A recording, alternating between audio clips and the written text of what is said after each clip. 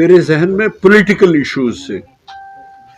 आज जब मैं आया तो आते आते ही मैसेजेस मिल गए कि जम्मू कश्मीर में अनएम्प्लॉयमेंट की जो शरह है, बेकारी बेरोजगारी की, वो अब 24% हो गई है। 24% हमारी अनएम्प्लॉयमेंट रेट हो गई है। और फिर कंपेयर किया था कि 1930s में जब रिसेशन आया था तो तब अमेरिका में इतना अनएम्प्लॉयमेंट रेट हो गया था। तो मुझे वो पॉलिटिकल इश्यूज फिर भूल ही गए। फिर शायद हम ही गवर्नमेंट ऑफ इंडिया इस वक्त जो ये यूक्रेन में हो रहा है, रशिया जो कर रहा है यूक्रेन में, शायद सिर्फ हमारा ही मुल्क इस वक्त चीपेस्ट पेट्रोल लेता है रशिया से, ऑन डिस्काउंट लेता है। बड़ी अच्छी बात है, बहुत ही अच्छी बात है, डिस्काउंट पे लेते हैं और डिप्लोमेटिकली भी ठीक चलते हैं, बड़ा अच्छा है। मगर हमारी मुसीबत ये है कि हर दिन 2-2, 4-4 रुपए पेट्रोल पे, डीजल पे, गैस है, जो यहाँ के 130 करोड़ लोग हैं उनको कोई फायदा नहीं। ये पैसा कहाँ जाता है? मतलब अगर ये लोगों की फलाह बहबूदी के काम नहीं आता तो उससे क्या हुआ? उससे जो हर चीज है वो उसकी कीमतें जो है आसमान से छू रही हैं। अब किसी सेक्टर को भी ले लीजिए, पावर सेक्टर, ये कह रहे थे शायद अभी इनके किसी मिनिस्टर ने कहा कि जम्मू कश्मीर 5 साल में फ्री इलेक्ट्रिसिटी देंगे, और आज ये हाल है। पहली बार शायद सहरी के टाइम पे और इफ्तार के टाइम पे मुझे नहीं लगता है कि हर जगह पे बिजली होती है। बिजली का ये हाल है, मतलब किस किस पे बात करें। कुकिंग गैस जिससे चूल्हा जलता है वो कोई खरीद नहीं सकता है। इतना बड़ा होल इन्होंने किया है हर एक के पॉकेट में, वहाँ कुछ भी नहीं रहा। कुकिंग गैस खरीदें, पेट्रोल खरीदें, डीजल खरीदें, सब्जियां खरीदें, केरोसिन ऑयल खरीदें, हर चीज़ की कीमत आसमान को छू रही है।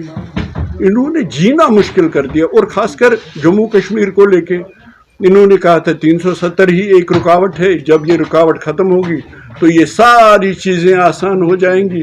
और अगर आप कंपेयर करेंगे वो तो 10 टाइम्स हर मुश्किल बढ़ गई। अगर उस वक्त 2 मुश्किलें थी, इस वक्त हर सेक्टर पे मुश्किल ही मुश्किल है। एक तो ये बात है जो बहुत इम्पोर्टेंट है। एक्चुअली मैं सोच रहा था 2 इम्पोर्टेंट बातें। 14 अप्रैल को बाबा साहब डॉक्टर BR अम्बेडकर की बरसी थी, उनकी बर्थ एनिवर्सरी थी। तो प्राइम मिनिस्टर ने बहुत अच्छा, उन्होंने नेशनल म्यूजियम इनॉग्रेट किया। वहाँ सिर्फ नेहरू म्यूजियम था, तो इन्होंने तमाम जो प्राइम मिनिस्टर थे नेहरू जी से लेके आज तक, उनके कारनामे, उनके कंट्रीब्यूशन सब कुछ है।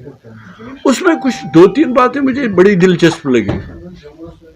एक तो बड़ा अच्छा है, इन्होंने नेहरू जी को भी, जिसने मॉडर्न इंडिया की फाउंडेशन डाली, उनका भी रखा था ब्लॉक।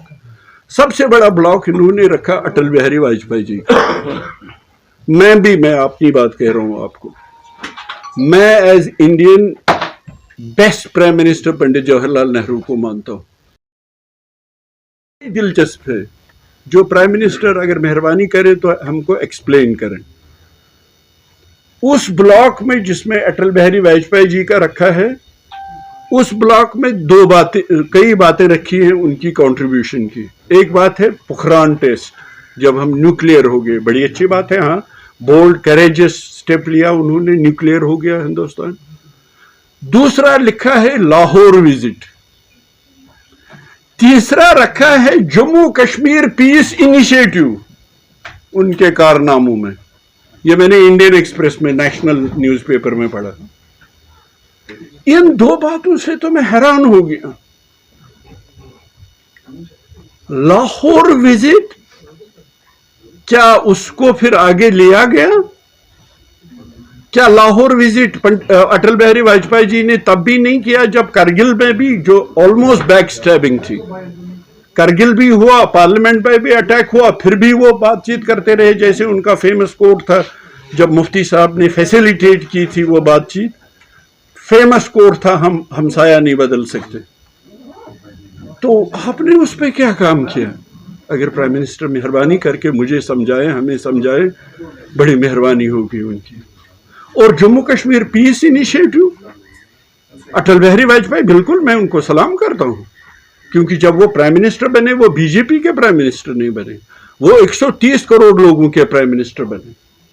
انہوں نے کشمیریوں کے بھی دکھ درد کو سمجھا. اور آج بھی میرا دعویٰ ہے، اگر آپ سیپریٹسٹ جن کو کہتے تھے ان سے بھی بات کریں گے، وہ بھی کہتے ہیں اٹل بہاری واجپئی جی تھے جو ہمارا دکھ درد سمجھتے تھے، جو ہماری تکلیف کو ایڈریس کر رہے تھے.